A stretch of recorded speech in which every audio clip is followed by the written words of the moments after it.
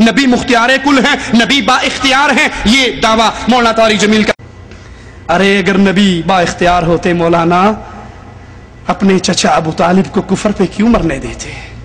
ارے اگر با اختیار ہوتے عائشہ پر تہمت کیوں لگتی؟ اگر با اختیار ہوتے 70 قاری آپ سے مانگ کر لے گئے اور شہید کر دیے گئے؟ اگر با اختیار ہوتے زہر والا کھانا کیوں کھا جاتے؟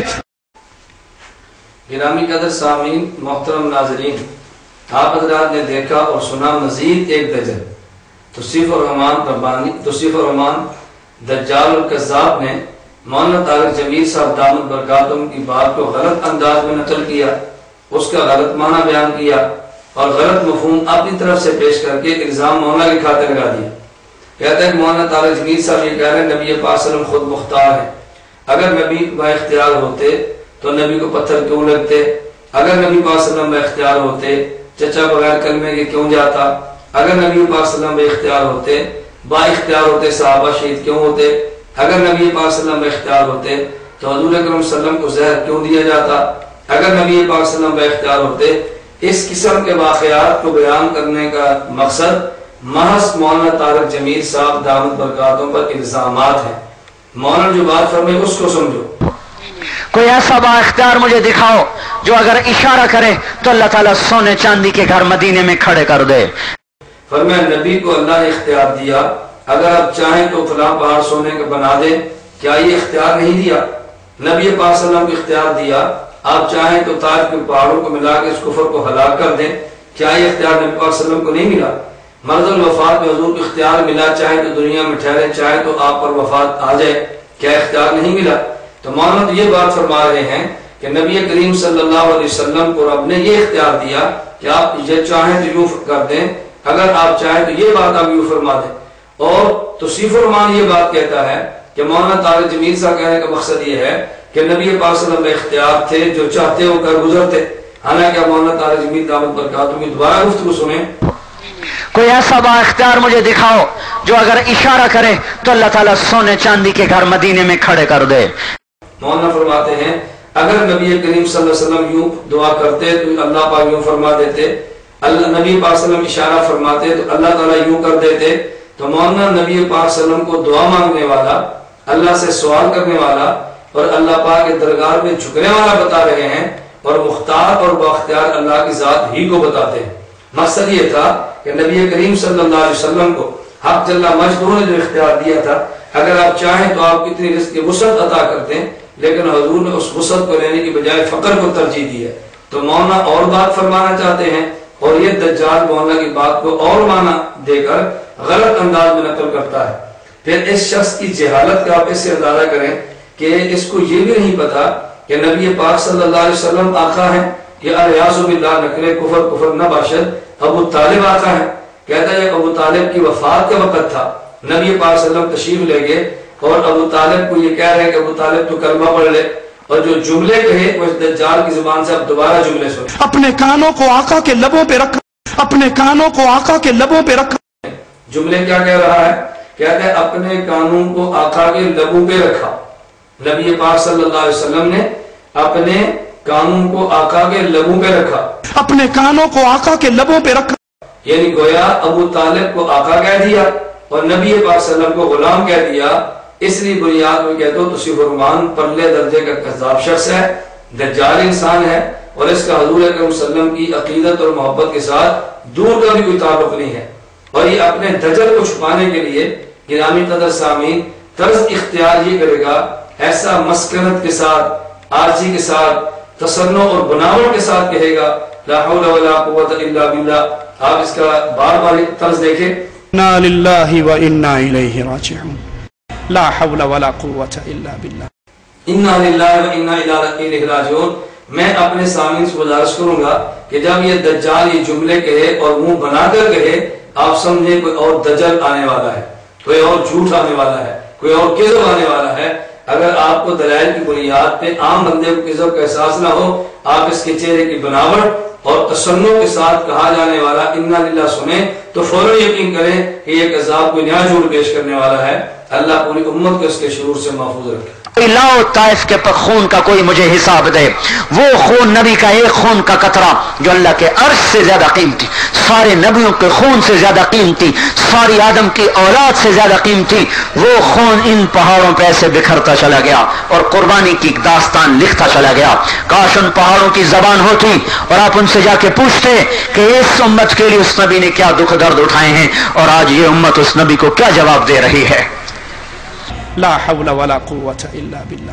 یہ ہمارے ہاتھ میں فضائل حج ہے مولانا ذکریہ صاحب کی. مولانا ذکریہ اپنی کتاب فضائل حج کے صفحہ نمبر 138 پر وہی اسی قسم کا عقیدہ بیان کرتے ہیں جس قسم کا مولانا طارق جمیل صاحب نے بیان کیا. فرماتے ہیں کہ قبر رسول صلی اللہ علیہ وسلم کی جگہ ساری جگہوں سے افضل ہے. یہ فضائل حج مولانا ذکریہ کی لکھی ہوئی کتب خانہ فیضی لاہور سے چھپی ہوئی، اس کا صفحہ نمبر 138.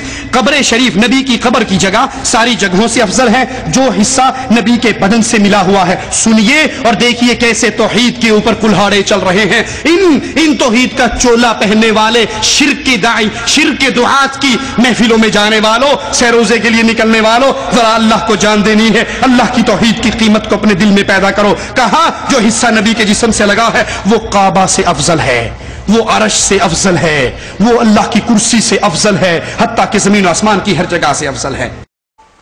گرامی قدر سامعین و محترم ناظرین، آپ حضرات نے سنا اور دیکھا کہ یہی توصیف و رمان دوبارہ پھر حضرت شیخ ذکریہ نبر اللہ مرقدہ کی فضائل حج پر اعتراضات کرنے کے لیے چلا. جبکہ میں نے گزارش کی ہے کہ حضرت شیخ رحمہ اللہ کے اعتراضات کے جوابات معراج ربانی نے کیے ہوں یا توصیف و رمان نے کیے، ان کے مفصلاً میں دلائل دے چکا ہوں اور آج تک معراج ربانی یا توصیف و رمان کی جانب سے اس کا تسلی بخش اور باعتماد جواب نہیں آیا. حضرت شیخ ذکریہ رحمۃ اللہ علیہ کی عبادت پر اعتراض یہ ہے حضرت شیخ نبی پاک صلی اللہ علیہ وسلم کی قبر اطہر کی مٹی کے وہ ذرے جو رسول اکرم صلی اللہ علیہ وسلم کے وجود اطہر سے ملے ہیں ان کو عرش سے بھی اعلیٰ مانتے ہیں. حضرت مولانا طارق جمیل صاحب دامت برکاتوں پر اعتراض یہ ہے وہ رسول اکرم صلی اللہ علیہ وسلم کے خون کے قطرے کو خدا کے عرش سے بھی زیادہ قیمتی سمجھتے ہیں. یہ اعتراض تو یہی تھے. جہاں تک حضرت شیخ رحمہ اللہ کا فضائل حج کی یہ عبارت ہے تو حضرت شیخ پر اعتراض کرنے سے قبل تمہیں سوچنا چاہیے یہ اعتقاد حضرت شیخ سے قبل بھی کسی عالم کا ہے یا نہیں. اگر ان سے قبل اور کئی 100 سال قبل علماء نے اپنے اعتقاد کو لکھ دیا ہو، ان پر اعتراض نہ کرنا اور پھر حضرت شیخ ہی پر اعتراض کرنا اس بات کی دلیل ہے کہ اختلاف کے اعتقاد سے نہیں ہے، اختلاف دیوبند کی قابل قدر شخصیات کے ساتھ. یہ جو حضرت شیخ نبر اللہ مرقدہ نے اعتقاد فضائل حج میں درج فرمایا ہے، یہی نظریہ ملا علی قاری رحمہ اللہ الحنفی مناسک ملا علی قاری میں صفحہ 505 پر تحریر فرماتے ہیں. ان ابی عقیل الحنبلی ان تلک البقعۃ من الفرش افضل من العرش، کہ نبی پاک صلی اللہ علیہ وسلم کی قبر مبارک کے مٹی کے وہ ذرے جو رسول اکرم صلی اللہ علیہ وسلم کو وجود سے ملے ہیں، زمین کا یہ حصہ یہ اللہ کے عرش سے بھی افضل ہے. نقل کرنے والے حضرت ملا علی قاری ہیں اور نظریہ ابن عقیل حنبلی کا ہے. تو چاہیے تھا کہ اعتراض آپ ان حنبلیوں پر بھی کریں جن سے ریال لے کر آپ اہل سنت والجماعت کے خلاف بیانات کرتے ہیں، لیکن ان کے خلاف آپ وہاں رہ کر یہ جملہ کبھی نہیں کہیں گے. کیوں؟ حضرت شیخ رحمہ اللہ کے خلاف مولانا طارق جمیل بولنے سے ممکن ہے بعض طبقہ داد دے اور ان کے خلاف بولنے سے ممکن ہے ہمارا رہنا مشکل ہو جائے. اسی نظریے کو وفاء الوفا باخبار دار المصطفیٰ صلی اللہ علیہ وسلم میں علامہ سمہودی رحمہ اللہ نے جلد 1 صفحہ 31 پر نقل فرمایا. بالکل یہی نظریہ. تو یہ نظریہ صرف حضرت شیخ ذکریہ رحمہ اللہ کا نہیں، حضرت مولانا طارق جمیل صاحب کا نہیں، بلکہ ان سے قبل اور علماء کا بھی ہے، ان پر بھی اعتراض کرنا چاہیے. پھر مولانا طارق جمیل فرماتے ہیں کہ رسول اکرم صلی اللہ علیہ وسلم کے خون کی قیمت کون ادا کرے گا؟ وہ خدا کے عرش سے زیادہ قیمتی ہے. جب نبوت کے وجود سے ملنے والے مٹی کے ذرے کعبہ و کرسی عرش سے افضل ہیں تو خود نبوت کا وجود مبارک اور وجود کا حصہ جو خون مبارک ہے وہ کیسے کعبہ سے افضل نہیں ہوگا؟ اور عجیب بات یہ ہے کہ یہ دجال انا للہ کہہ کے اس انداز میں بات کرے گا کہ جیسے اس کے پاس کوئی حدیث مبارک موجود ہے، مولانا طارق جمیل صاحب سے پورے بیان میں بار بار مطالبہ کرنا، کوئی حدیث پڑھیں، کوئی حدیث پڑھیں، کوئی آیت پڑھیں۔ مولانا طارق جمیل دامت برکاتہ نے جو نظریات بیان فرمائے ہیں، کیا اس نظریے کے خلاف توصیف الرحمان نے بھی کوئی حدیث پڑھی ہے؟ کیا اس کے خلاف تو نے بھی قرآن کی آیت پڑھی ہے؟ تو نے ان کے نظریے کے خلاف آیت نہیں پڑھی، ان کے اعتقادات کے خلاف کوئی حدیث نہیں پڑھی۔ خود حدیث نہ پڑھنا، دوسرے سے مطالبہ کرنا، خود آیت نہ پیش کرنا، دوسرے سے آیت کا مطالبہ کرنا، میرا دوست اسی کو دجل کہتے ہیں، اسی کو کذب اور فرار کہتے ہیں۔ اللہ رب العزت تمہارے اس فرار، تمہارے دجل سے امت کو محفوظ رکھے۔